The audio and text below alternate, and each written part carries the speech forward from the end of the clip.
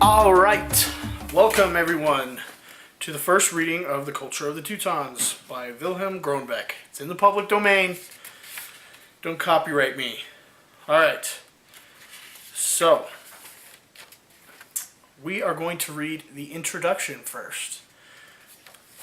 Introduction, page 1. The term Germanic is ordinarily used to denote the racial stem of which the Scandinavians, the modern Germans, and the English are ramifications.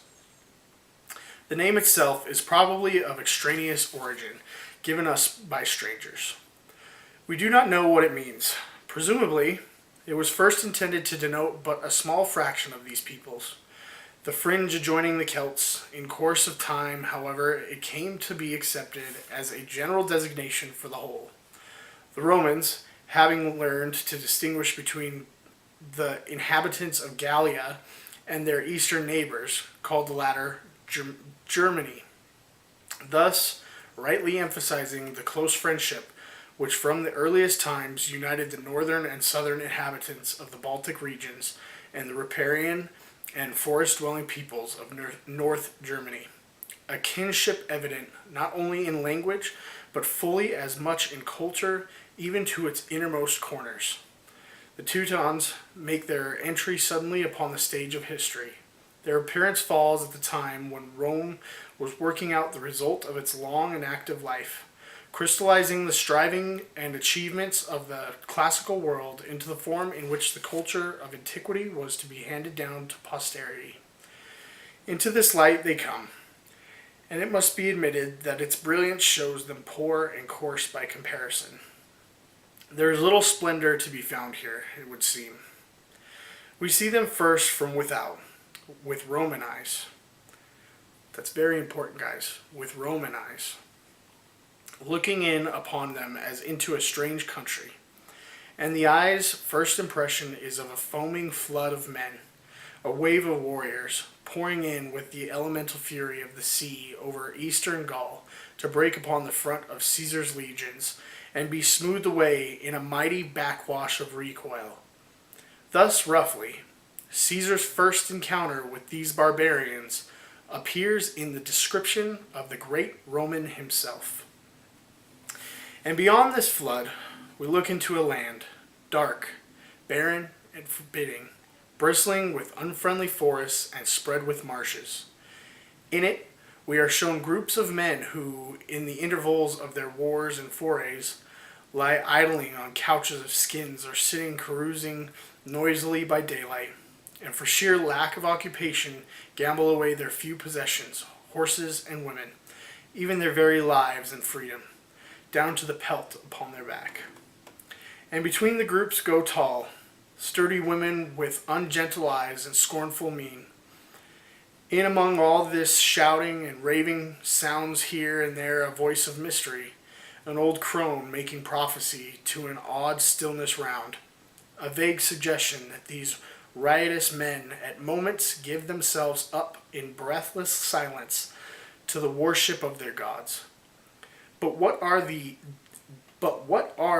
they busied with in the gloom of their sacred groves? Some slaughtering of men, no doubt. Horrible sacrifice and drinking, for shouting and screaming can be heard far off.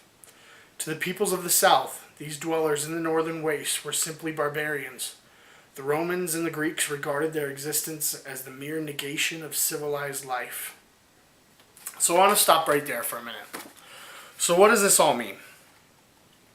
Essentially, what I'm taking from this is that the first people to document Norse culture, Germanic culture, specifically the Teutons, which is a tribe within those two groups, the first people to document them viewed them as just barbaric. So they viewed them as essentially a group that's not civilized whatsoever.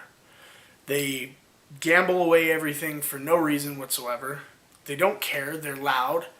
They have no manners. And that's what I get from that first page. So let's move on to page 2. I'm sorry guys, this is the first time I'm reading to other people outside of like high school, maybe. Maybe I had to read in college, but I don't know. But this is a little awkward for me because I don't read like this. So I'm trying to enunciate. I'm trying to follow. Please talk about it in the comments. Make fun of me all you want. I can take it. Page 2, Introduction. They lay stress upon the unpretentious character of Germanic life. The little needs of these poor people were easily satisfied. A covering of skins for the body, perhaps a touch of paint about the face, some sort of weapon in the hand, and the external apparition is practically complete. They look magnificent, it must be granted.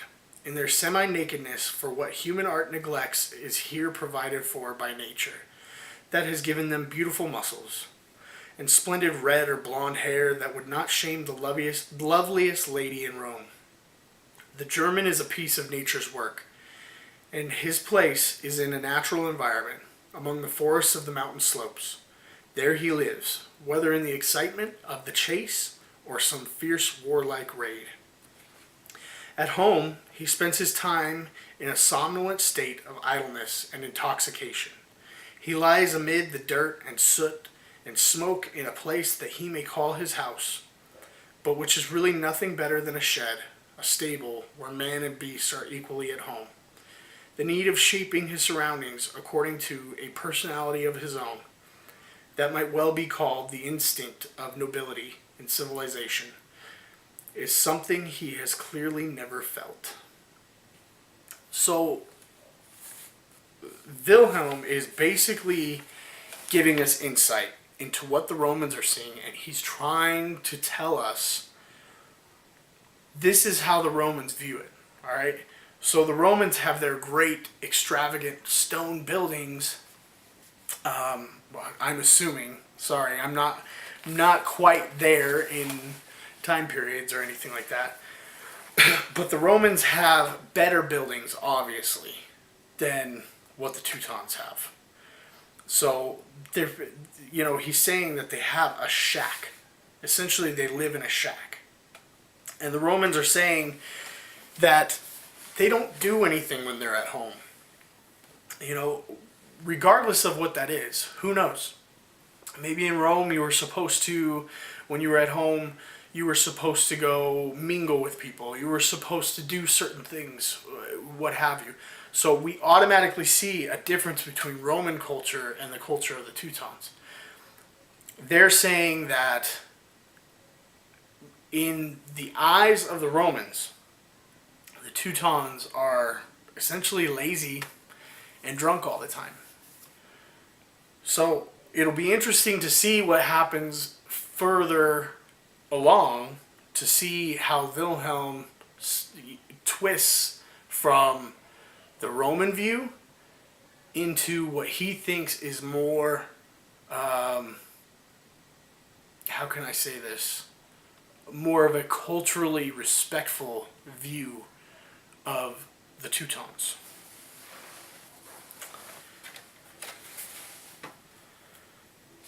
Let's see here, where were we?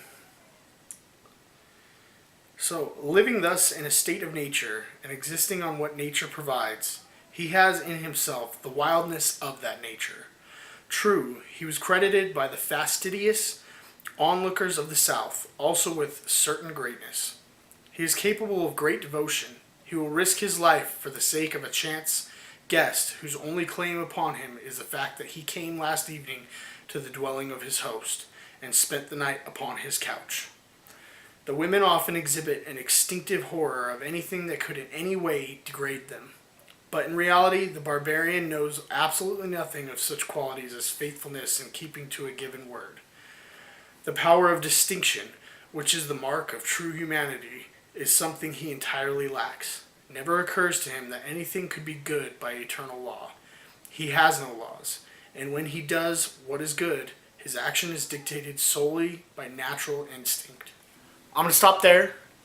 I'm going to try and do these videos in 10-minute increvals. Good Lord. I'm going to try and do these videos in 10-minute intervals. If you would like me to do more, let me know in the comments. Please rate, comment, and subscribe. It helps me out.